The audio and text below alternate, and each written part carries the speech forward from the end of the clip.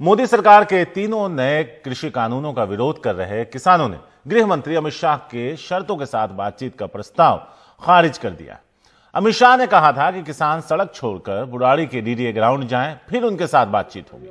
लेकिन किसानों ने इसे खारिज करते हुए फैसला किया है कि जब तक सरकार नए कानूनों को रद्द नहीं करती, वो सड़कों पर डटे रहेंगे। किसानों का कहना है कि सरकार बातचीत के लिए शर्त लगा रही है जो उन्हें मंजूर नहीं है। किसानों के प्रस्ताव ठुकराए जाने के बाद केंद्र सरकार अब हरकत में आई है। कल देर शाम बीजेपी अध्यक्ष जेपी नड्डा के घर एक उच्च स्तरीय बैठक हुई, जिसमें गृह मंत्री अमित शाह के अलावा रक्षा मंत्री राजनाथ सिंह और कृषि मंत्री नरेंद्र सिंह तोमर भी शामिल हुए। यह बैठक करीब 2 घंटे चली। बताया जा रहा है कि इस बैठक में किसान आंदोलन को लेकर चर्चा हुई और सारे हालात की समीक्षा की गई। इससे पहले पीएम मोदी ने कल मन की बात में कहा था कि नए कृषि कानून से किसानों को नए अधिकार और अवसर दिए हैं और बहुत कम समय में उनकी परेशानियों को कम करना शुरू भी कर दिया है।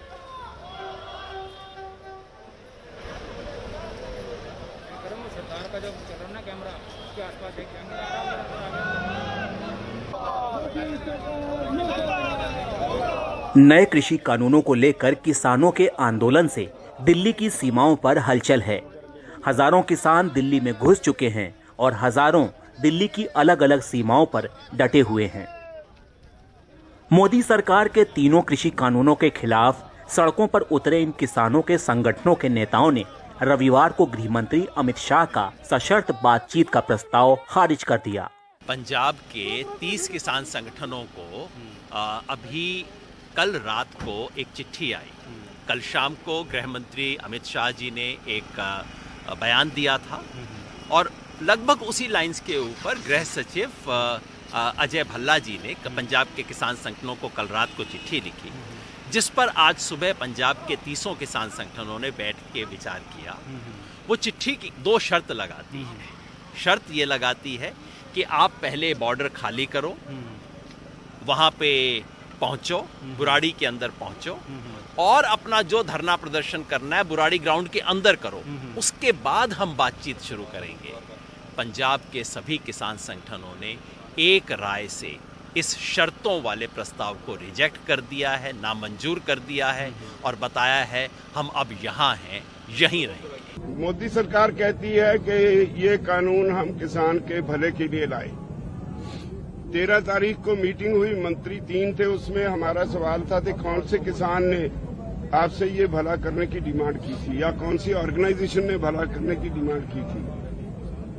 दूसरा, उन्होंने वो कहते हैं कि जी हम तो बिचौलियों को निकालने के लिए हमने ये कानून लाए हैं, तो हम कहते हैं डिफाइन बिचौलिया। स्ट्रक्चर्ड जगह पे अपने आंदोलन को शिफ्ट करते हैं और वहां पर आप दरअसल अमित शाह ने कहा था कि किसान दिल्ली में बुराड़ी के डीडीए ग्राउंड पर जुटे और सरकार उनके नेताओं के साथ 3 दिसंबर को बातचीत करेगी।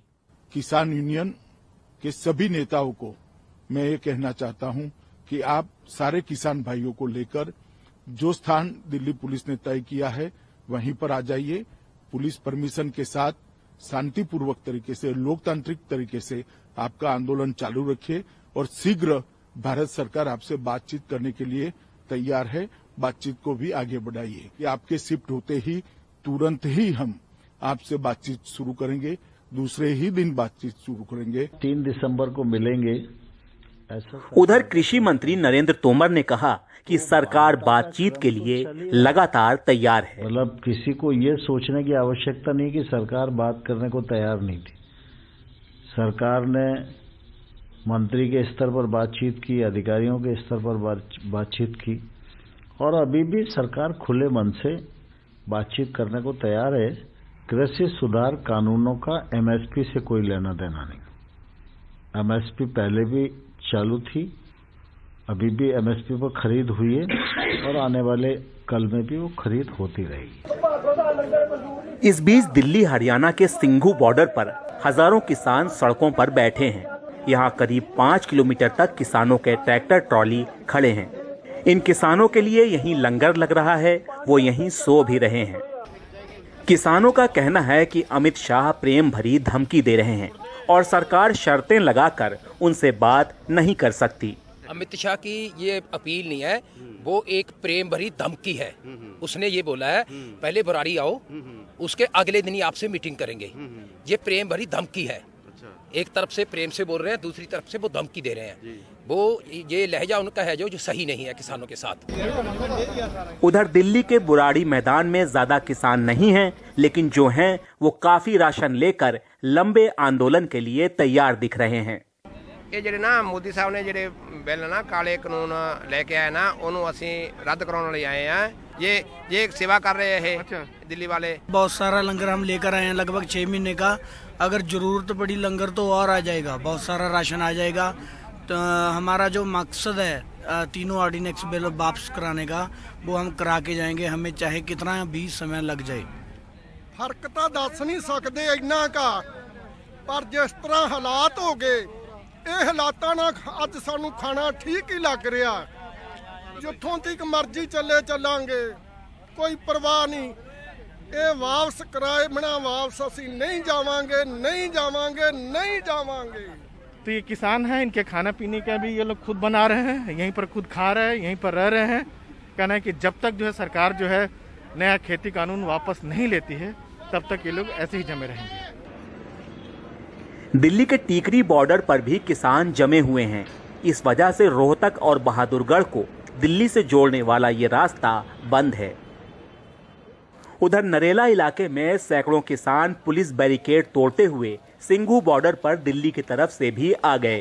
ऐसे में यहाँ बैरिकेड लगाकर तैनात पुलिस बल दोनों तरफ से किसानों से घिर गया। उधर गाजीपुर बॉर्डर भी किसानों के आंदोलन की वजह से कुछ देर बाधित हुआ, लेकिन फिर खुल गया।